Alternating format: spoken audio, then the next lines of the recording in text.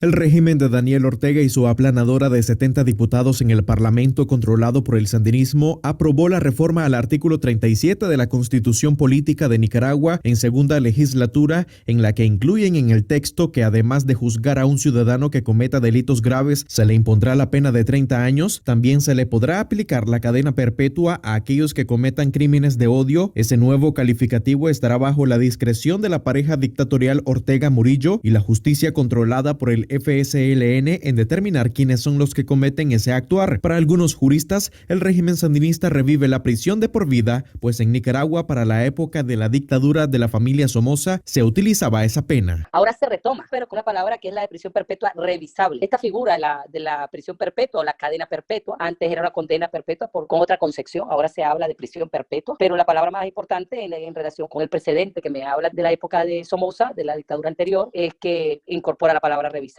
Cuando ves la forma en que se implementa, pensado en la palabra revisable, lo que en el fondo se está incorporando es una figura dentro del sistema de penas nicaragüense, es decir, el Código Penal prevé un sistema de penas que va desde la multa hasta la privación de libertad, inhabilitaciones especiales. El Código Penal prevé todo un sistema de penas. Y ahora, con esta reforma constitucional, lo que se hace es que se adiciona al sistema de penas el de la prisión perpetua revisable. Lo que vemos es que para aplicarla, para su cumplimiento, puede ser revisada una vez que se cumpla 30 años de prisión, y eso significa que la persona podría ser puesta en libertad una vez que cumpla 30 años. Dice la iniciativa de ley que el juez de ejecución de sentencia podrá revisar y poner en libertad, bajo la figura de libertad condicional, a las personas condenadas. En ese proceso de humanización del derecho penal, que es el que está vigente en los países democráticos, la tendencia es que la mayoría de los países no tienen este tipo, por lo menos en el sistema continental, no tenemos la pena de muerte, la tiene Estados Unidos y otros países, pero el sistema en América Latina, Guatemala, creo que la tiene para unos casos excepcionales, pero son estados muy excepcionales que violentan este tema. Nosotros habíamos evolucionado de una cadena perpetua que estaba en los años 70 a reducir la pena máxima a los 30 años.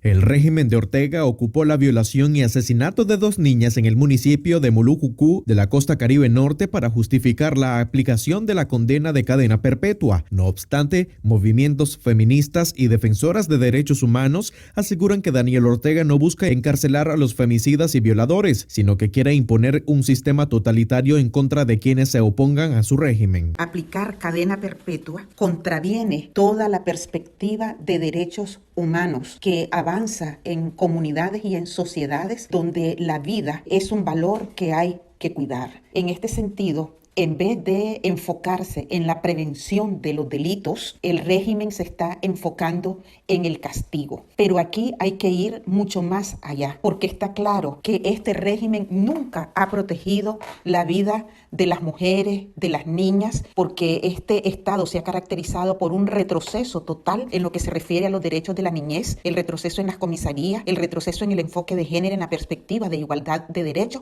que está de sobra demostrado. Y más bien, esta ley queda clarísimo que es una ley que está hecha para poder, digamos, imponer actos de venganza en contra de la oposición. Estamos retrocediendo quizás medio siglo en lo que se refiere a derechos humanos. Se instaura en Nicaragua el absolutismo, de manera que estamos ante un terrorismo de Estado administrado por la pareja presidencial, por el poder ejecutivo. Asimismo, la abogada Marta Molina asegura que el Código Penal de Nicaragua ordena a los sistemas penitenciarios a trabajar en la reinserción social de los imputados con diferentes delitos. Sin embargo, la experta en temas jurídicos manifestó a Café con Voz que la nueva reforma a la Carta Magna y al Código Penal serán aplicadas en juicios políticos. La cadena perpetua es una figura jurídica que ha entrado en desuso y se aplica a personas que han cometido delitos de extrema gravedad. La aprobación de esta reforma parcial en esta segunda legislatura que se realizó al artículo 37 de la Constitución Política de Nicaragua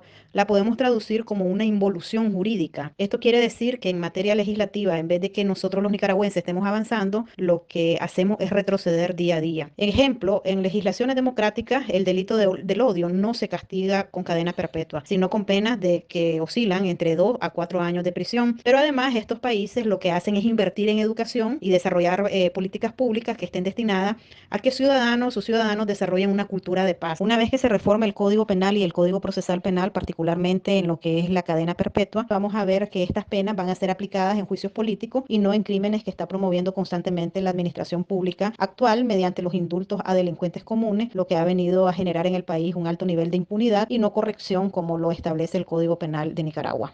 Para la doctora Vilma Núñez, del Centro Nicaragüense de Derechos Humanos, esta nueva legislatura podría ser inconstitucional, ya que se contradice con algunos artículos de la Constitución Política que establecen el derecho a la libertad. La ley no tiene efecto retroactivo y cualquier ley que configure un delito o establezca una pena tiene que aplicarse a partir del momento en que se comete el delito.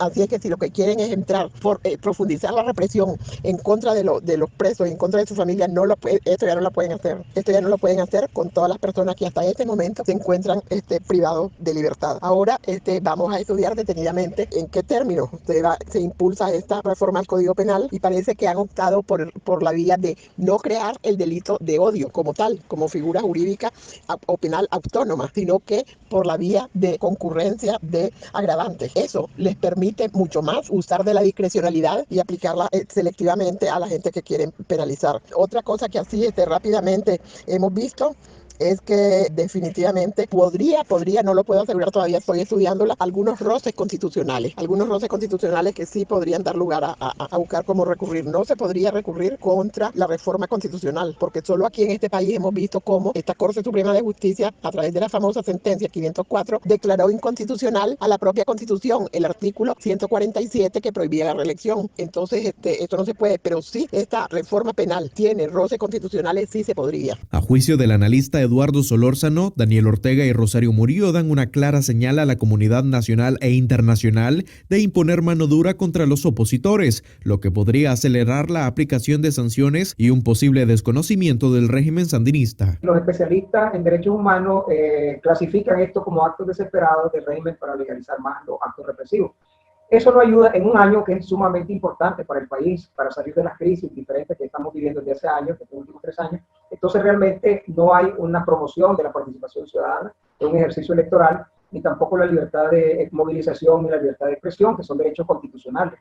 Y esto hace pensar de que todas estas iniciativas que con rapidez se atienden, lo que están llevando más que todo es a poner en marcha un estado de mayor represión, lo cual es preocupante tanto para la sociedad nicaragüense como para la comunidad internacional, y así lo ha expresado la Unión Europea y la Organización de Estados Americanos. El ambiente para un proceso electoral con tranquilidad y con un ejercicio que permita ejercer el voto, que es un derecho universal, pues no está siendo promovido de la mejor manera posible. El opositor Félix Maradiaga aseguró que el primer imputado con cadena perpetua en Nicaragua debería ser Daniel Ortega. Resulta más que ofensivo que la dictadura de los Ortega Murillo haya usado como excusa el dolor de muchas familias nicaragüenses víctimas de la violencia, particularmente aquellas que han sufrido crímenes atroces, para hacer esta reforma. Es decir, ha usado ese dolor como excusa para imponer una ley que será usada en contra de los opositores en Nicaragua. Por otro lado, la ola delincuencial y de inseguridad que sufre Nicaragua es responsabilidad del régimen, como lo demuestran varios crímenes vinculados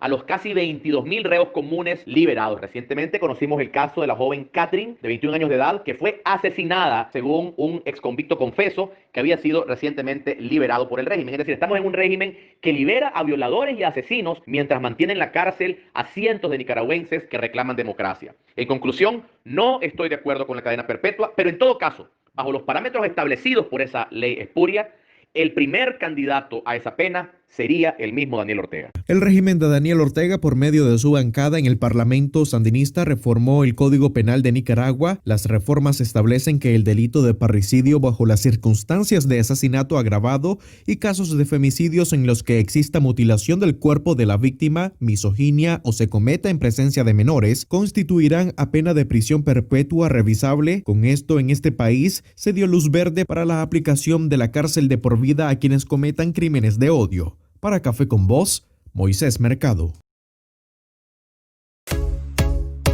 Si desea informarse de lo que pasa en Nicaragua y el mundo, visita nuestro sitio web www.cafeconvoz.com.